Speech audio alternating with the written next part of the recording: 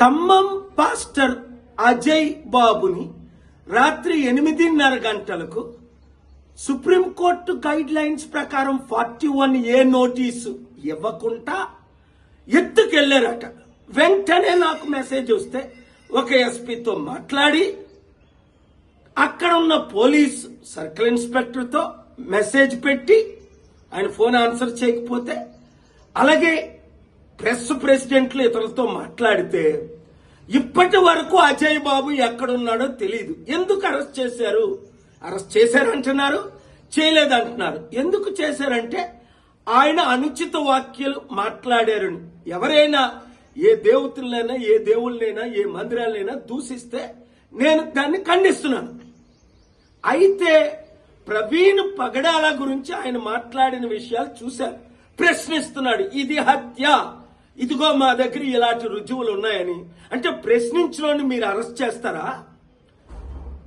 పవన్ కళ్యాణ్ ఘోరమైన రెచ్చగొట్టే మాట్లాడితే రుజువులతో ఒక ప్రపంచ శాంతి దూతగా ఇదే తెలంగాణ పంజాగుట్ట పోలీస్ స్టేషన్ కి నేను వెళ్లి ఎస్ఐ ప్రదీప్ కి అక్టోబర్ 7ని కంప్లైంట్ ఇస్తే 6 నెలల తర్వాత కనీసం ఎఫ్ఐఆర్ కూడా అవ్వలేదు. అయితే ఉప్పల్లో కె రవీందర్ రెడ్డి అట, ఒక హిందూ సంఘానికి ప్రెసిడెంట్ అట. ఆయన ఏప్రిల్ 3 రాత్రి 9 గంటలకి కంప్లైంట్ ఇస్తే అజయ్ బాబు మీద నిమిషాల మీద ఎఫ్ఐఆర్.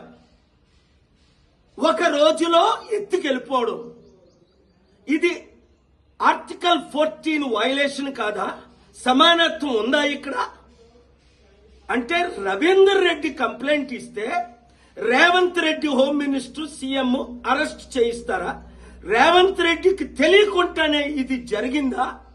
వెంటనే ఆ ఎఫ్ఐఆర్ ని రిజిస్టర్ చేసిన వాళ్ళని సస్పెండ్ చేయాలా? రేవంత్ రెడ్డికి తెలియకపోతే అరెస్ట్ చేసి ఎత్తుకెళ్లిన పోలీసులందరినీ చట్ట ప్రకారం సస్పెండ్ చేయాలి.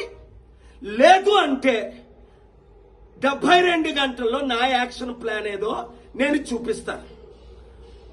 1, 2 ఆయన్ని టార్చర్ చేశారా అజయ్ బాబుని? అది చట్ట విరుద్ధమే. ప్రవీణ్ పగడాల గురించి ఆయన మాట్లాడాడని నోరు మూయించడానికి ప్రయత్నిస్తారా? నా నోరు మూయించడానికి మీరు ప్రయత్నించండి. 4, అక్కడ రాజమండ్రి ఎస్పీ ఇన్వెస్టిగేషన్ అవుతుండగే చట్ట విరుద్ధంగా వీడియోలు ఎలా రిలీజ్ చేస్తాడు? ఇన్వెస్టిగేషన్ కంప్లీట్ అవ్వకుంటే, పోస్ట్ మార్టం రిపోర్ట్ చేయకుంటే, అక్కడ చంద్రబాబు నాయుడు A1 కదా, ఓటుకు నోటు కేసులో ఈయన A2 కదా, వీళ్ళు ప్లాన్ చేసుకుంటున్నారా? నేను కేసు పెట్టి వాళ్ళ బెయిల్ క్యాన్సిల్ చెయ్యాలా? 5, ఒకవేళ ఈ Praveen Pagadala dupe videos TV5 Naidu owner, TV5 Murthy అది రిలీజ్ చేస్తే వాళ్ళ మీద కేసు పెట్టారా? నోటీసులు ఇచ్చారా? అరెస్ట్ చేశారా? అంటే ఒకరికైతే ఒక చట్టం, పవన్ కళ్యాణ్కి అయితే మోదీతో ఉన్నాడు, టీడీపీతో ఉన్నాడు, ఉప ముఖ్యమంత్రి గనక ఈ రోజు వరకు ఎఫ్ఐఆర్ ఫైల్ చేయలేదు. నేను ప్రపంచ శాంతి దూతని, శాంతి కొరకు నేను కంప్లైంట్ పెట్టాను. అలాంటి రెచ్చిపోయిన మాట్లాడుకో.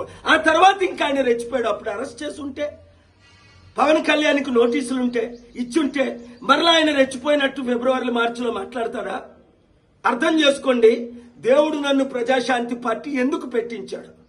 హిందువులారా, ముస్లింలారా, క్రైస్తవులారా కదలి రండి. 7569441275 గ్రూపులు పెట్టండి, కంప్లైంట్లు చేయండి. నాకు మీ కొరకు నేనున్నాను, సత్యం కొరకు నేనున్నాను. అది హిందువులకి, ముస్లింలకి, క్రిస్టియన్ ఎవరికి అన్యాయం జరిగినా వాళ్ళందరికీ పార్టీలు ఉన్నాయి, మనకున్నాయా? ఇప్పుడైనా ఒకటి గమనించండి. దేవుడు నన్ను రాజకీయాల్లోకి ఎందుకు తీసుకొచ్చాడు?